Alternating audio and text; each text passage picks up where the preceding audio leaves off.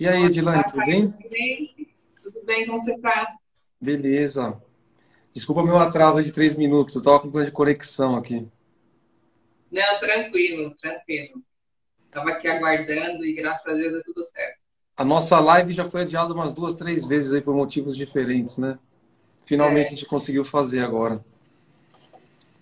E deixa eu te perguntar uma coisa. Primeiro que eu ia te dizer, é um prazer falar com você, né? A gente já tem uma parceria aí desde 2018 e você tem me ajudado bastante pelo mandato a gente conseguir atuar melhor na pauta aí de tudo que envolve lixo, resíduo, sustentabilidade, reciclagem, né, em várias ações do Limpa Brasil que a gente pôde ajudar, corrida, semana de a gente participar de semanas de debate sobre esse tema em faculdade, levar esse tema para os jovens.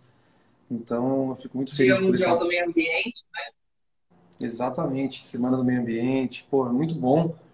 E agora a gente acabou de passar pelo Dia do Meio Ambiente, né? O Dia Mundial do Meio Ambiente foi dia 5 de junho. Foi 5 ou 6? 5, né? Assim, isso. Foi dia 5. Isso. E aí acho que é bom a gente falar, né, um pouco desses assuntos. Aí eu queria, para começar, que você se apresentasse, né, e falasse um pouco da atuação do Limpa Brasil. Eu sou coordenadora nacional do Movimento Limpa Brasil, né? Um movimento que nasceu no Brasil em 2010. A gente faz parte de um movimento mundial que é o Let's Do It, né? Esse movimento começou em 2008 na Estônia. Eles fizeram uma grande ação no país e em 5 horas eles limparam todo o lixo que tinha descartado de forma inadequada no país. Então, fizeram um grande movimento e conseguiram fazer um êxito assim. Dera que um dia consigamos fazer aqui no Brasil. E a partir de então, né, a gente começou a gente teve o conhecimento desse movimento através do fórum que a Atitude Brasil faz aqui no Brasil, e a gente trouxe o movimento em 2010, 2011, a gente começou com as ações. Muito bom. Você sabia que eu conversei com o secretário de... Eu participei de um seminário com o diretor da Anlurb, né? E a gente... E ele trouxe uma informação que eu fiquei impressionado. Durante a pandemia, por causa do isolamento social, o volume de varrição na cidade caiu 50%. Então isso quer dizer que as pessoas jogam as coisas no chão. Porque não é o fato de andar na rua que suja a rua. O que suja é você comer uma balinha e jogar no chão, o cigarro, a bituca no chão, o papel do lanche que você comeu no chão. Então olha que loucura. 50% de volume a menos na varrição. E as pessoas não sabem E que aí, o gasto anual que é para contratar as empresas para varrer. Ou seja, a gente podia dar esse dinheiro para outras coisas e gasta para alguém varrer o lixo que a gente joga no chão. na verdade, eu fiquei sabendo dessa informação, desse dado, e aí o que me chamou a atenção foi se 50% a média de isolamento social é de 50%, vamos colocar 50%, e às vezes é um pouquinho mais, agora no final que é um pouquinho menos. Significa que todas as pessoas jogam lixo na rua? Que se diminuiu 50% e 50% das pessoas estão dentro de casa, eu fiquei pensando, não é possível que a gente tenha um número tão grande ainda de pessoas que joguem de forma inadequada o seu lixo na rua. Eu acredito que a gente precisa dar uma analisada um pouco, não na quantidade da informação, que a quantidade é 50%, mas como que a gente faz esse cálculo para entender qual é a quantidade de pessoas da sociedade civil que a gente não precisa sensibilizar sobre essa questão, sobre esse problema, né? Como você mesmo acabou de falar, Caio, esse dinheiro poderia ser investido em outras coisas, né? Das maiores despesas no município é a limpeza na cidade. Não necessariamente as cidades são limpas, né? Isso não é uma realidade de São Paulo, é uma realidade a nível nacional. Então é um problema muito sério ainda, né? Com certeza. E é por isso que eu acho que a gente tem que trabalhar a gente tem que trabalhar com as crianças, porque elas estão abertas a isso, né? Porque os adultos é mais difícil. Chegar para um adulto e falar para ele não jogar, a coisa que mais me irrita é quando a pessoa baixa o vidro da janela e joga do carro para a rua. Aquilo para mim assim é o cúmulo da porquice, da falta de solidariedade, enfim. Mas esse dado me deixou assustado, porque realmente 50% a menos de volume varrido na rua coincide com 50% das pessoas que não estão circulando, ou seja, todo mundo joga lixo no chão. E aí é aquilo que a gente fala, né? São milhões de pessoas circulando. Se cada uma joga uma pequena quantidade de lixo, que seja um papel de bala, que seja o plástico que enrola o maço do cigarro. Por menor que seja, em escala, todo mundo fazendo, isso gera um grande volume. Isso é capaz de entupir bueiro, de poluir afluentes de rio, enfim. Então é uma questão de educação básica, né? Manter a cidade Sim, limpa. a gente já precisa assumir como sociedade a nossa responsabilidade e entender o impacto que as nossas ações têm, né, no dia a dia. E uma das coisas que a gente até pensou, né, a gente vai começar agora a trabalhar numa campanha diária, que vai ser a nossa campanha mote de todos os dias, né, porque a gente trabalha com 7 campanhas ao longo do ano. Mas vai ser na hashtag Eu Cuido do Meu Quadrado, que é para, primeiro, aproveitar que as pessoas estão dentro de casa, para que elas olhem para dentro da sua casa e enxerguem o que elas podem melhorar, né, ou quais comportamentos que elas podem inserir. Um deles é a separação dos resíduos. E que elas entendam que a calçada da frente da casa dela é a extensão da casa dela, o lugar que ela pode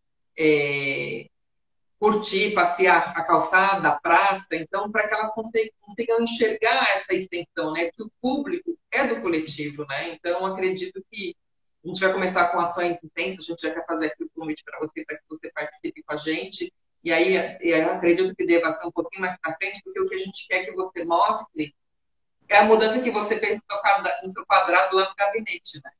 Então, é isso que a gente quer mostrar. O que você tem feito que você poderia fazer, mostrar para inspirar outras pessoas? E isso acho que é um exemplo que tem que ser mostrado, né? Você trabalha muito essa questão da falta de responsabilidade, você transformou o seu gabinete para estar de acordo com o que você atua, né? Com o seu propósito dentro da questão do cargo que você exerce. Com certeza, porque a gente tem um problema. As pessoas querem mudar o mundo, mas não querem começar pelas pequenas coisas. Elas querem começar já com a revolução do sistema. E tem coisas simples que você começa e que geram grandes impactos. Eu vou dar um exemplo lá na Câmara. Quando eu cheguei lá, o copo plástico descartável era a regra. E aí a gente falou, não, a gente não pode usar copo plástico descartável, isso é um absurdo. Eu fui levantar quantos eram por dia, eram 14 mil copos por dia no lixo, por causa de água, cafezinho, não sei o quê. Né? E aí eu fui ver o custo desses copos não é tão alto. É um copo barato, um copo de plástico contratado por licitação de menor preço, então ele é bem vagabundo, baratinho. Então não é um custo relevante em dinheiro. Só que o impacto que gera 14 mil copos por dia, todo dia, indo para o lixo, numa coleta normal, é gigantesco. Então a gente baniu o copo plástico no nosso gabinete, compramos canecas. Então quem vai lá visitar toma na caneca e depois lava a própria caneca e a gente também, cada um tem a sua. E eu brinquei muito com o presidente da Câmara para ele fazer essa mudança.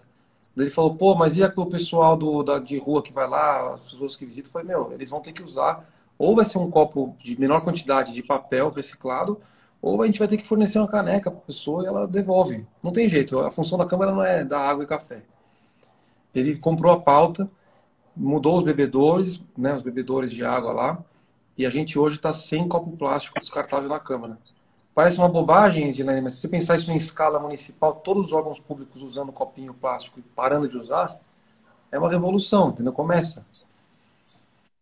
Não, sim, e eu acho que a gente tinha, pelo menos eu, né, a gente tem uma dificuldade muito grande em mostrar que essas pequenas atitudes têm relevância quando a gente pensa no coletivo, né? Agora a gente tem, infelizmente, a gente tem um exemplo muito claro, né, de se mostrar que é a questão da pandemia, né? Um vírus que começou em uma pessoa num local lá na China, ele se alastrou e teve um impacto no mundo inteiro. Então, as ações, eu acho que é um bom exemplo a gente enxergar que as nossas ações, independente do lugar que a gente esteja, quando a gente pensa no planeta, ele tem relevância, né? E essas pequenas atitudes, como você falou, tomadas, ela traz, assim, um benefício muito grande. E aí você fala, quando a gente consegue fazer isso nos prédios, nos órgãos públicos, e a gente externa isso para as residências, para as empresas, tem um volume imenso, né? Então, dá para a gente realmente mudar com pequenas atitudes. E a gente tem, bom, já muita coisa mudou. A gente tem a lei já em vigor do canudo plástico, agora está sendo aprovada uma outra lei dos outros plásticos descartáveis. O problema não é o plástico, o problema é o uso inconsequente do plástico. O plástico é fundamental para várias coisas, com o celular que a gente está usando, o computador. Ele é um componente importante, porque ele é um bem durável. Justamente porque ele é durável, que ele não pode ser descartado para aterro e misturado com um lixo que tem capacidade de decomposição maior, que ele prejudica, né, o processo de decomposição do lixo. Então, tem que ter uma abordagem diferente. Então, a gente aprovou várias leis legais já nessa legislatura. A gente tem uma lei de licitação sustentável. Também o pessoal falou, mas para que licitação sustentável? Eu falei, gente, se o poder público vai contratar uma obra, por exemplo, e aí ele põe no edital que a empresa que reutilizar o resíduo sólido na própria obra, que usar água de reuso, que tiver um consumo energético menor, que tiver uma série de indicadores, ela vai ter uma vantagem em relação às outras, porque isso, para ser sustentável, custa mais caro. Então o preço dessa empresa não vai ser o menor. Então a gente fez uma lei que permite que, ainda que fique mais caro, um pouquinho mais caro, até 10%, ela pode ganhar o certame porque ela está trazendo um benefício que não é do valor que você está pagando, mas é da sustentabilidade. Então, é um passo importante para a cidade de São Paulo. Essas obras que a gente tem aí, para onde vai esse concreto, esse entulho?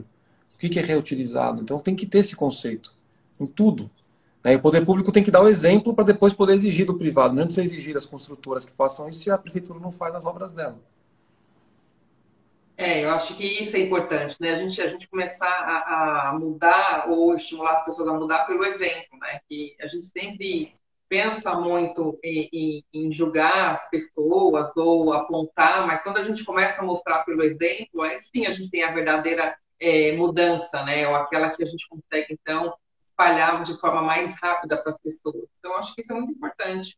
Eu acho por isso que a gente pensou muito quando a gente estava desenhando aqui a pauta das lives que a gente quer fazer do Eu Cuido do Meu Quadrado, lá no seu gabinete, porque isso a gente consegue mostrar o que foi feito, né? Essa mudança. E aí são coisas que, apesar de você ter que ter um esforço no início, isso traz um grande benefício depois. E acho que é esse recado que a gente tem que passar para as pessoas, né?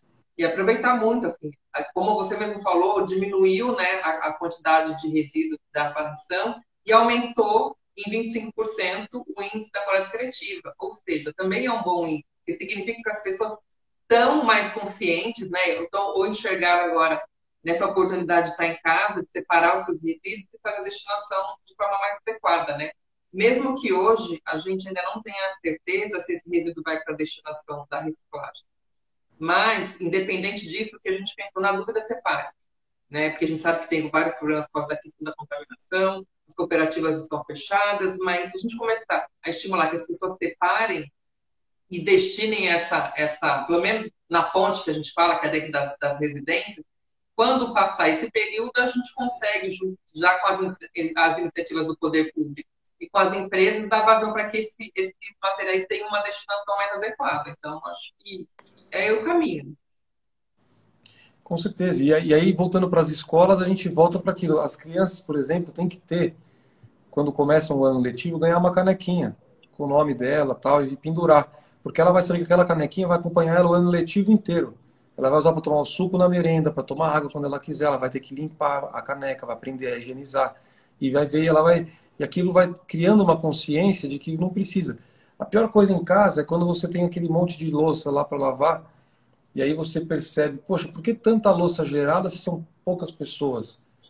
Quem mora sozinho, às vezes sozinho, uma pilha de louça. Porque você não tem o hábito de usar o que precisa somente e lavar logo em seguida. Então, essa consciência de que a gente gera lixo, a gente gera sujeira, e a gente tem que estar sempre com essa consciência ativa. Se você põe na criança, ela vira um adulto sustentável. E o que você falou do lixo, eu achei muito legal. Realmente subiu de 25% a 30% a coleta seletiva. E acho que parte disso é porque as pessoas estão em casa, elas estão vendo o lixo que elas produzem. E na hora de descartar o lixo, ela vê que tem lá o seletivo, tem o papel, tem o orgânico, tem o metal, o vidro. E ela fala, poxa, por que não fazer? E começa a fazer. Então isso é muito bom. E você E toma consciência, né? Porque você tem todo aquele preparo da separação do que você compra, né? Tem que higienizar as embalagens, aí você se dá conta, né, daquele volume. Que eu acho que é uma das coisas que a gente vivia muito no automático. E a partir do momento que você está em casa, tem que ir ao mercado, tem que estar olhando para higienizar as embalagens, fazer a separação, você se dá conta desse volume, né? Até pensando nisso, a gente fez uma parceria com um aplicativo chamado Quesela, que é um aplicativo de zeladoria, né, que você pode informar esses pontos, e a gente colocou um ícone lá para as pessoas informarem que elas estão separando em casa no aplicativo. Então, separei, coloco no aplicativo. Por quê? O que a gente vai começar a fazer é mensurar e saber onde estão as pessoas que estão fazendo a separação dentro de casa. Independente se esse resíduo vai para o condomínio agora, se vai para a coleta seletiva, se vai para a ecoponto, a gente só quer saber quem dentro da sua casa está fazendo a separação. Porque com essas informações facilita até a implementação de políticas públicas, né? Porque aonde que a gente poderia hoje enxergar a necessidade de ecoponto ou de você criar alguma estrutura? Então, acho que com essa informação facilitaria, né? E pensando também nas cooperativas, a gente quer estimular algumas cooperativas parceiras que a gente está apoiando neste momento, né? Para a gente conseguir mapear essas pessoas do entorno e estimular que elas façam a separação, para que assim que as cooperativas possam vir a trabalhar, esse morador, essas empresas, esses condomínios, casas, possam já encaminhar esse material para a cooperativa, né? Então, aí a gente também pensa de como a gente pode ajudar elas a ter renda para sair desse período, né? Porque nem todas as cooperativas estão tendo o benefício da prefeitura, porque não são todas que são cadastradas. E aí uma das coisas que a gente está tentando fazer também é, se elas não estão cadastradas, que falta de documentação para que elas consigam, né, fazer esse cadastro com a prefeitura? E é muito legal o trabalho das cooperativas, dos catadores. Tem um pessoal dos catadores que entrou em contato comigo. Preciso até marcar a live com ele, o pessoal Pimp My Carroça, o pessoal aí tem um aplicativo que é super sério, né? Eles super empreendedores. E a minha ideia de lixo, de coleta de lixo, ela é uberizada, ela tem que ser pulverizada. É muito melhor você ter catadores, pessoas buscando pequenas quantidades de lixo, conforme o lixo é selecionado pelo o lixo doméstico é acondicionado, do que esse calendário de caminhões, que são caminhões antigos, que fazem barulho, que poluem, que destroem a rua porque são carroças pesadas. Então é totalmente não sustentável, uma coisa cara, é cara. E se ele não cumpre o horário, seja porque atrasou, seja porque passou antes, o lixo fica lá horas, aí rasgam o lixo, vai, chove, leva. Então, assim, a tecnologia está aí já, né, Dilane? Não tem muito que inventar a roda. Se você, na hora Sim. que põe o lixo, um zelador de um prédio vai lá e coloca, ó, o lixo está pronto. Ou então ele entra no aplicativo e vê que o caminhão vai passar em 15 minutos. Então ele vai lá e coloca o lixo. Você começa a conectar e acaba com esses problemas. É tão simples. Sim, sim. Você sabe que Então, ontem eu fiz uma live com os alunos, os universitários lá de Bauru. E eu achei muito interessante o case que eles apresentaram, que na verdade é uma universidade que tem um projeto que apoia um grupo de catadores, e lá são 4 cooperativas, 3 são vinculadas a uma associação. Essa associação, eles contrataram alunos já formados, né, para trabalhar a gestão, o que melhora muito a capacidade das cooperativas, e a prefeitura, eles contrataram essas cooperativas para fazer a gestão dos ecopontos. Ou seja, melhorou muito a qualidade do ecoponto, né? É claro que na cidade de São Paulo o ecoponto tem um horário mais extenso, mas lá não tinha um horário tão extenso, então com os catadores aumentou esse horário, e a qualidade também do trabalho que é prestado, né? Porque o catador ele tem muito conhecimento dessa questão dos resíduos, né? Então, como você tem um corpo de gestão técnico e os catadores que têm a habilidade e a capacidade de fazer a organização dos resíduos, então ficou perfeito, né? Eu achei super interessante. Porque uma das coisas que os catadores buscam é o pagamento da prestação de serviço que eles fazem, né? Então, eu acho que isso é uma pauta que é bem relevante para se olhar, né? E se você vai contratar uma pessoa, por que não contratar os catadores? verdade. Verdade, já tem expertise, já trabalham com isso, né? Você formaliza eles, formaliza o emprego deles e é um círculo virtuoso. Eu acho que esse é o caminho, sem dúvida. É quem sabe que são contratos bilionários, né? A varrição, coleta e transbordo do lixo é uma coisa bilionária. Mas não tem para onde correr, a tecnologia vai atropelar. Está ficando insustentável já. Então, esse setor tem que se atualizar, né? Não dá para ficar a gente refém de interesse de empresários só, né? Que querem manter um modelo porque é lucrativo para eles. Deixa eu te perguntar, eu te separei umas perguntas aqui para a gente fazer. Você falou um pouco, mas não entrou muito. Tem duas questões. Uma é como que você avalia a reciclagem de lixo hoje na cidade de São Paulo, né, o status dela. A gente sabe que tem uma reciclagem que ela é muito mais informal do que formal, né? Os catadores e cooperativas acabam reciclando muito mais do que as estações oficiais de reciclagem. E, e como que está sendo a questão dos EPIs e lixo hospitalar nessa época de pandemia? Você tem alguma informação disso? Então, as cooperativas não são todas que estão trabalhando porque elas foram proibidas de trabalhar, né?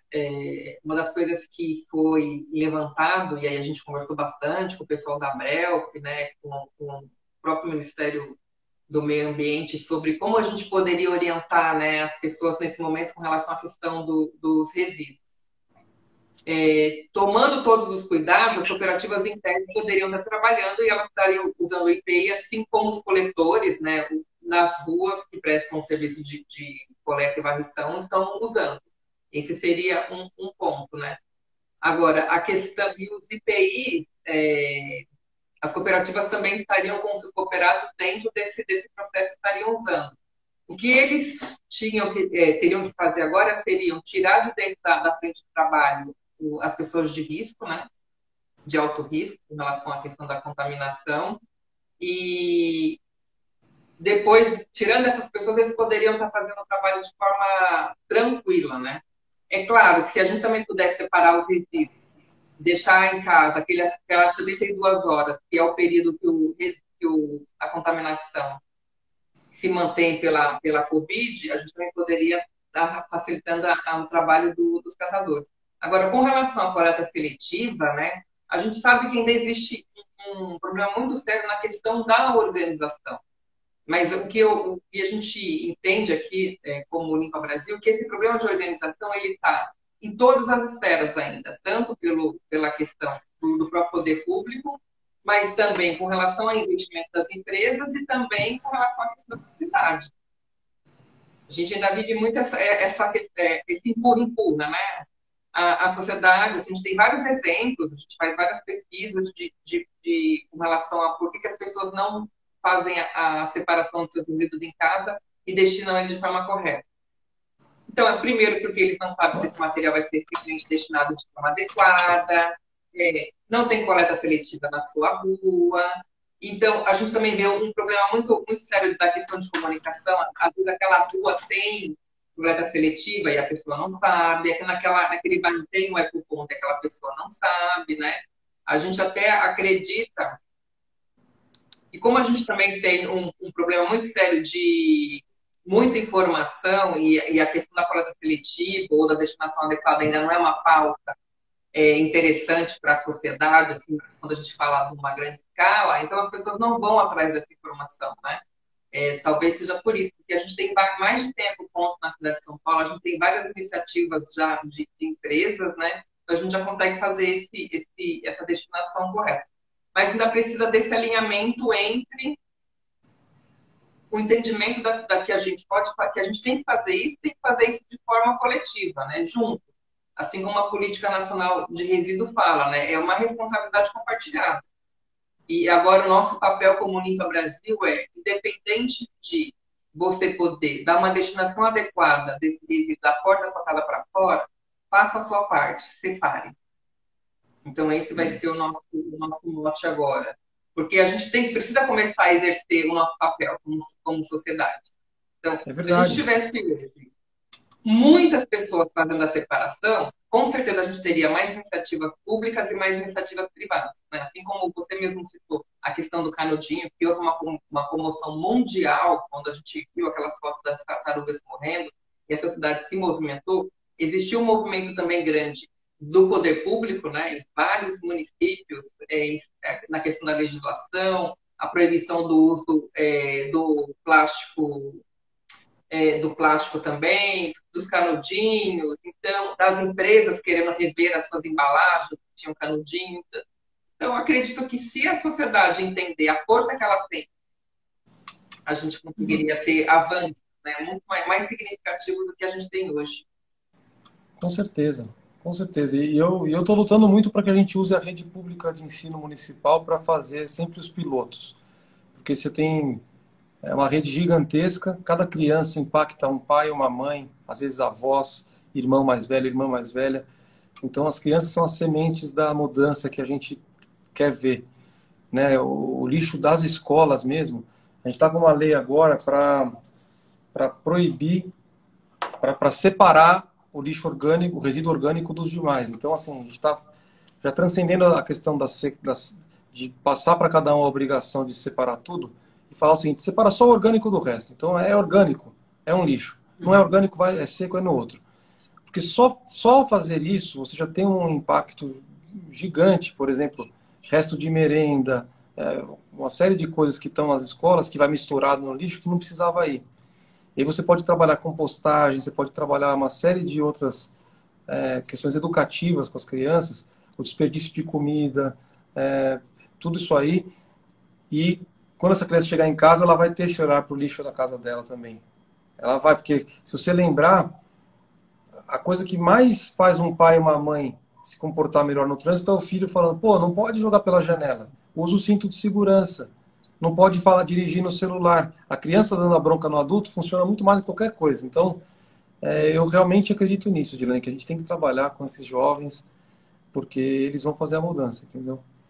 Não, com certeza. Eu acho que esse ponto que você tocou, Caio, é bem importante e relevante, que é a questão do orgânico, né? A gente tem poucas iniciativas ainda no município de São Paulo, né? E a gente poder fazer, inclusive, o transporte. Eu não tenho, assim, não estou muito alinhada com esse conteúdo, mas o que eu fiquei sabendo uns dias atrás é que a gente não pode transportar orgânico aqui na cidade de São Paulo. Existem algumas iniciativas em outros municípios, eu sei que no Rio de Janeiro tem, se eu não me engano, em Florianópolis, de empresas que fazem a coleta do orgânico nas residências. E aqui em São Paulo é proibido. E como você falou, o orgânico ele representa 50%. Então, a gente poderia avançar muito na questão da destinação adequada do resíduo, né? E mesmo a questão da pirólise lá, que é a questão que é uma das formas de você reaproveitar esse resíduo para gerar energia, que o Japão usa bastante e tal, para poder chegar nesse estado de você poder levar para alta combustão alguns tipos de resíduos, você tem que ter uma separação prévia antes, né? Aí primeiro o orgânico do seco e depois a triagem da reciclagem na esteira mesmo antes de levar para uma incineração. É claro que no Brasil a gente nem faz incineração porque a CETESB ela tem uma regra ultra rigorosa para a hipótese de incineração de alta combustão de lixo, mas não tem com caminhão, com ônibus, com moto, com carro. E aí a gente tem aí 2.000 caminhões que poluem 30% da massa de monóxido de CO2 que tem na cidade, é de 2.000 caminhões.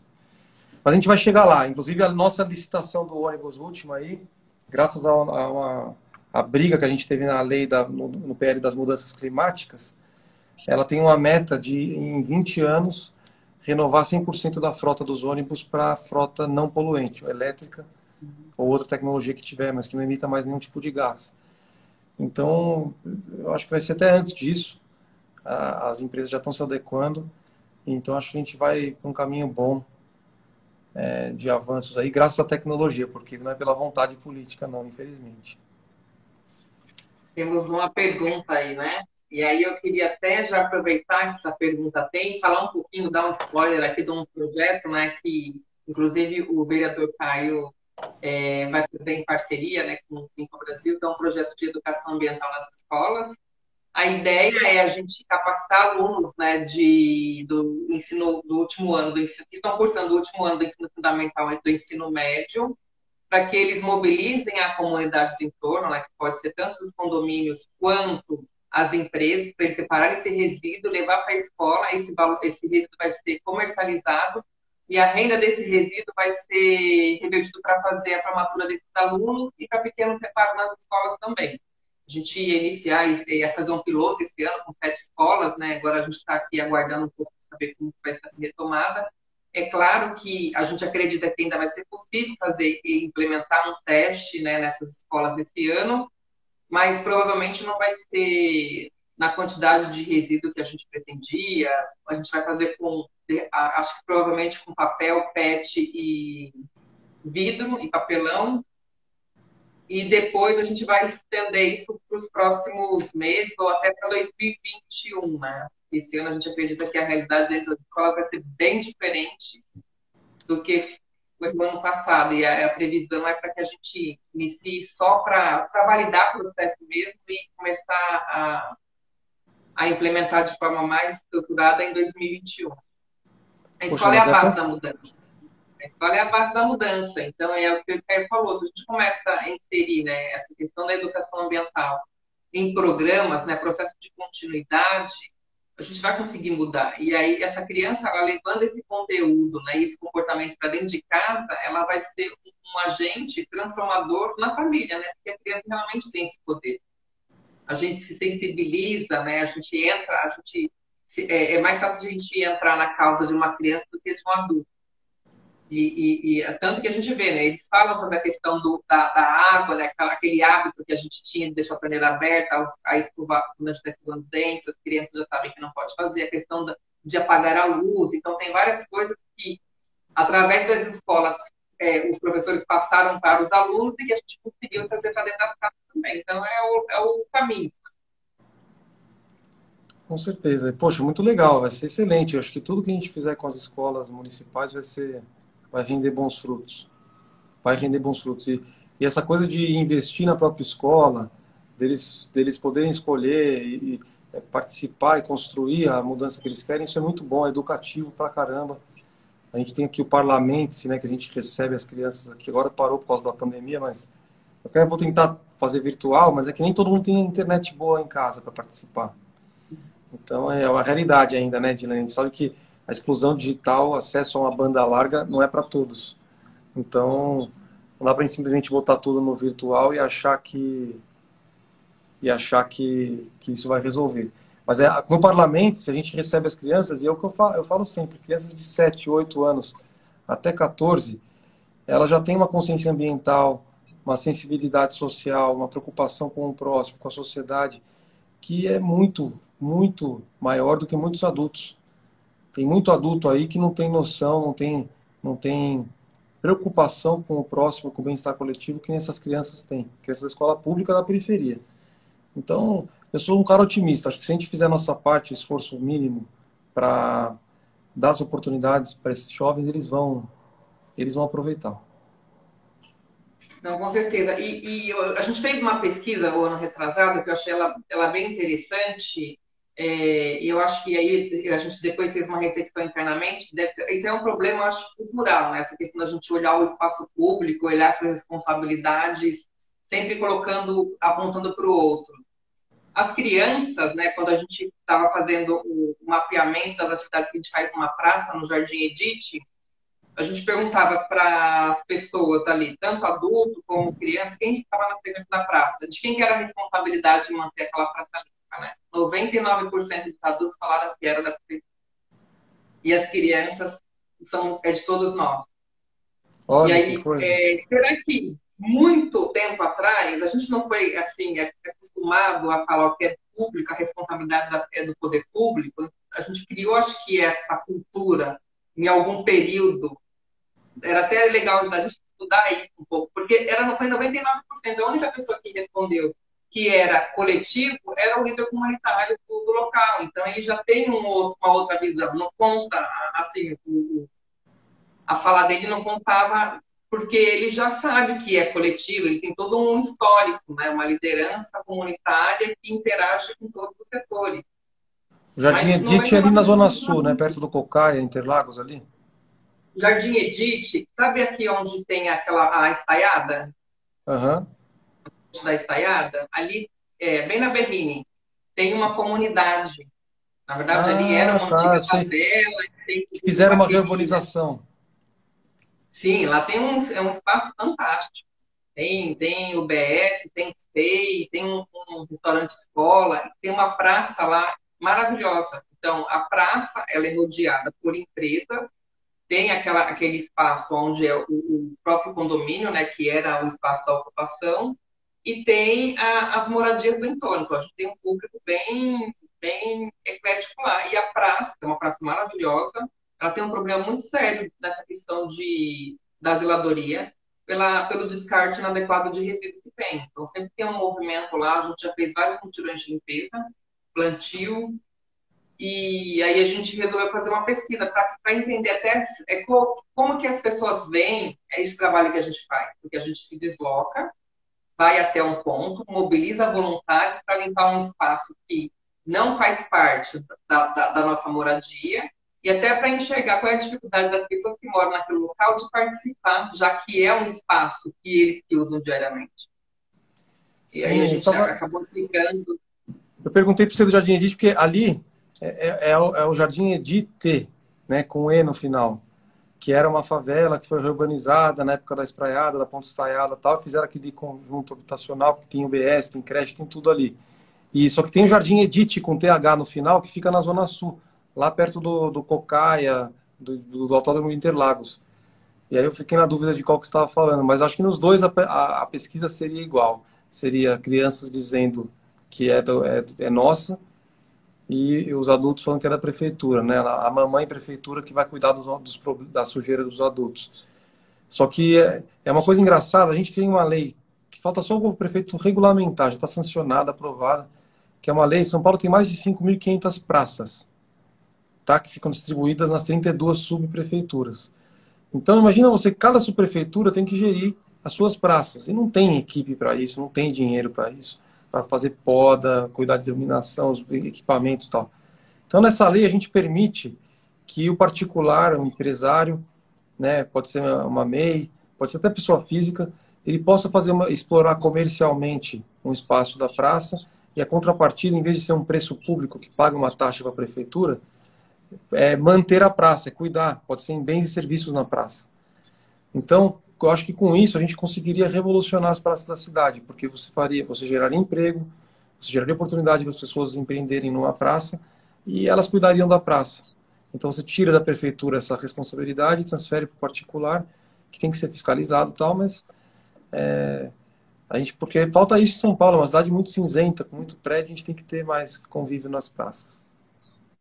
E Sim, tem sustentável, praças né? lindas na cidade. Tem praças lindas na cidade de São Paulo, né? A gente precisa realmente se empoderar desses espaços e cuidar, né? Porque a gente acaba não usando porque eles são às vezes ocupados, as pessoas acabam não cuidando muito da praça e aí não fica um espaço tão habitado. Mas é como você falou, as praças são lindas, a gente precisa ocupar esses espaços.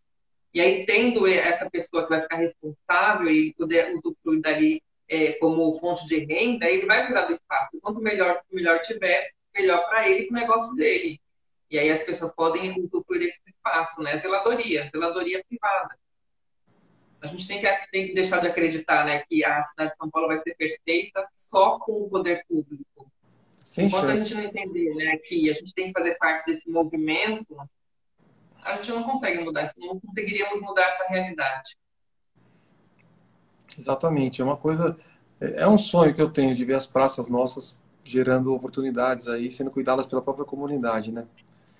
E, e isso vale tanto para uma área nobre, numa área nobre tem já, né, empresários da área nobre que já adotam para botar a plaquinha, quanto mais empreender, como na periferia. Na cidade de Tiradentes, por exemplo, tem uma praça enorme do lado do terminal, que é super grande, tem quadra, tem tudo, a prefeitura não consegue manter legal. Eu tenho certeza que se falasse com qualquer rede grande de fast food, para os caras botarem um quiosque de sorvete lá, empregar pessoas da cidade de Tiradentes, e a contrapartida dele ser manter a praça, ele vai fazer sorrindo. Porque é um marketing ferrado, ele está se posicionando num lugar que tem o público dele também, e tem um lado social e ambiental. Então, isso falta pouco. Vamos ver se o prefeito regulamenta, a gente vai ver isso ainda nesse resto de ano.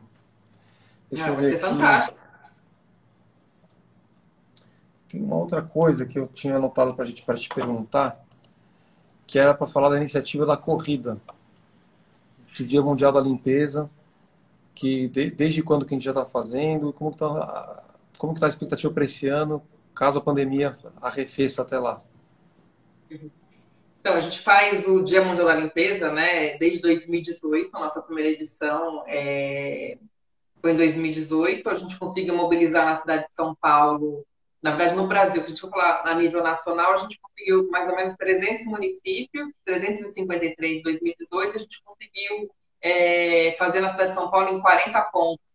E junto com você, a gente fez a primeira corrida, né, onde ninguém jogou nenhum copinho na rua de água, né? E o problema das corridas é isso: a gente vai lá, ocupa o espaço público, bebe a água e joga na rua. Foi a primeira corrida, né, do Meu Copo Cuido Eu, então a gente terminou ali o espaço limpo, foi perfeito.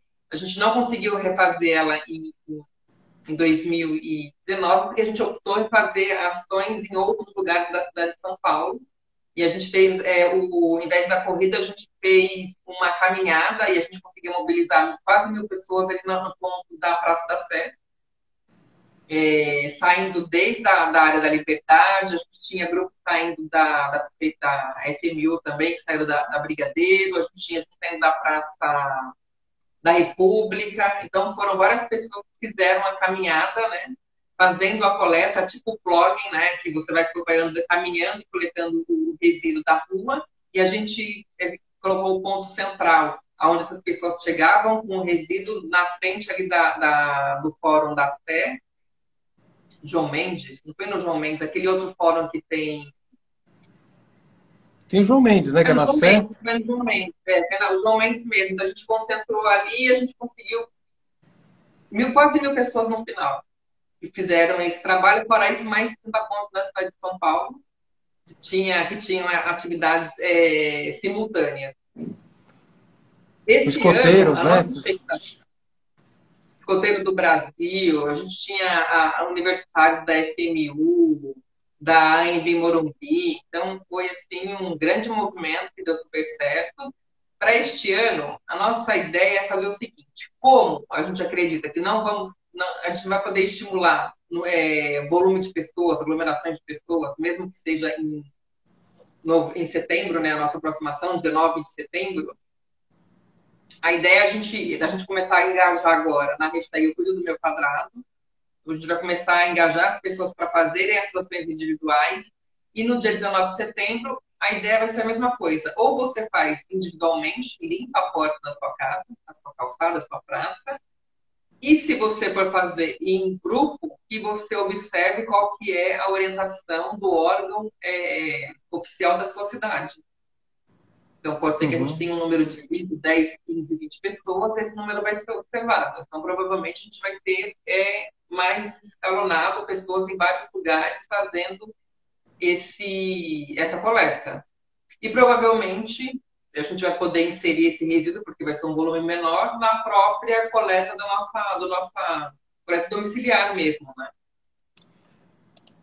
Isso é uma coisa que, assim, a aglomeração, eu tenho, às vezes, inclusive eu vou nos hospitais de campanha essa semana, vou na quarta-feira no Pacaembu e sexta no AMB.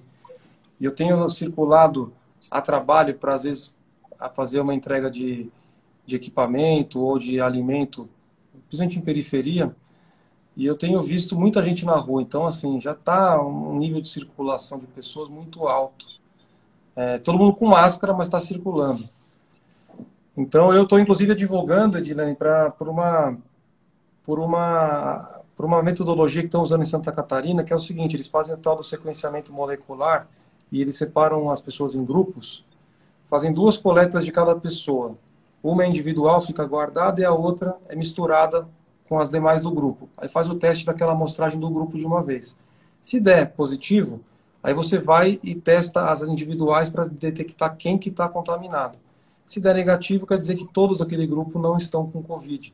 E com isso você consegue fazer testagem periódica, a cada 15, 10 dias, e aí você consegue, por exemplo, fazendo isso num céu, liberar alunos e funcionários daquele céu para voltarem à normalidade.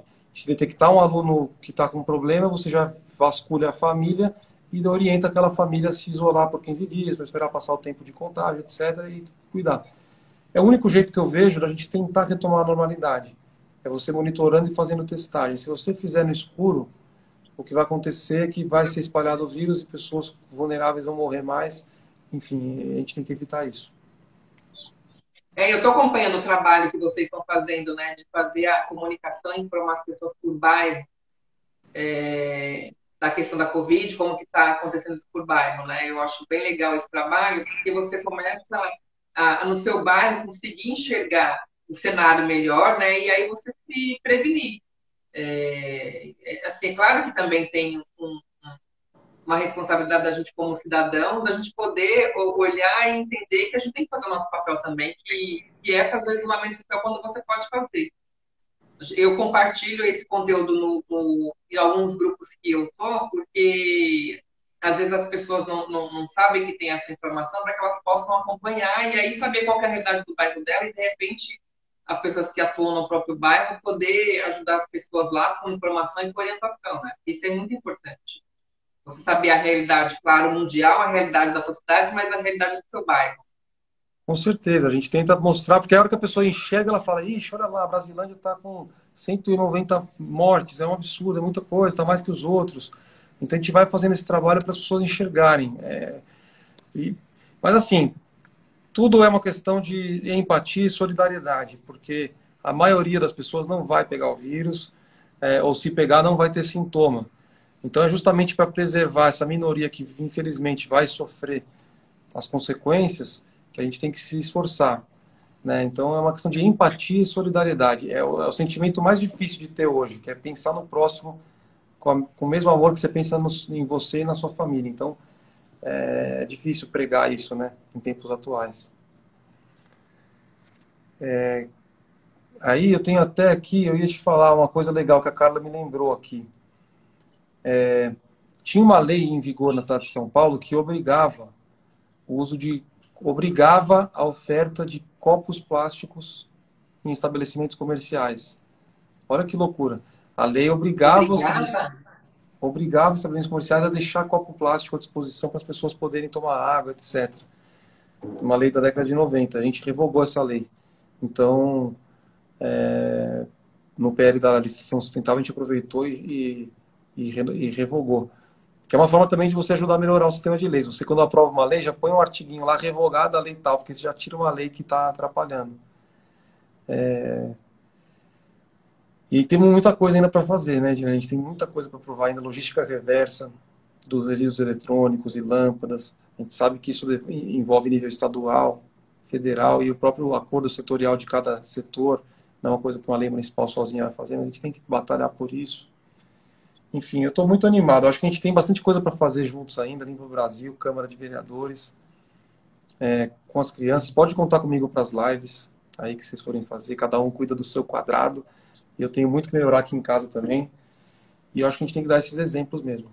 E, se for possível, se você permitir, eu ainda posso combinar de visitar, às vezes, alguém, né, algum estudante na periferia, alguém para mostrar também como ela está cuidando no quadrado dela, na realidade, nas limitações daquela pessoa.